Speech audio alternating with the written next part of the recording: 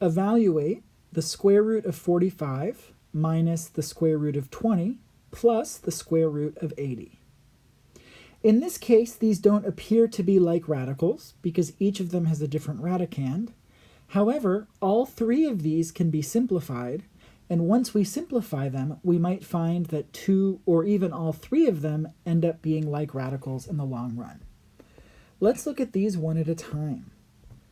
Let's start with the square root of 45. We want to factor this so that the first factor is a perfect square. And we know that 45 is divisible by 9. 45 is 9 times 5.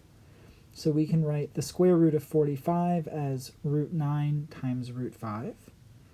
Then we have minus, and we've got the square root of 20, and we have to split that up so that the first factor is a perfect square. And we can do that by writing 20 as 4 times 5. And then finally, we have the square root of 80. And we need to factor that so that one of the factors is a perfect square. Now, we could do 4 and 20 because 4 is a perfect square. However, there is a larger perfect square that 80 is divisible by, and that is 16. 80 is 16 times 5, so that can also be split up like that. And once we've split each of these up, we can evaluate the square roots that have perfect squares in them. The square root of 9 is 3, so this is going to become 3 root 5. Then the square root of 4 is 2, so that becomes 2 root 5.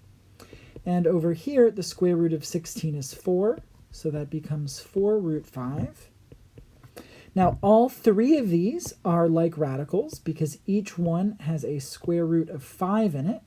So we have to look at the coefficients, and the coefficients give us 3 minus 2 plus 4. 3 minus 2 is 1, and then 1 plus 4 is 5.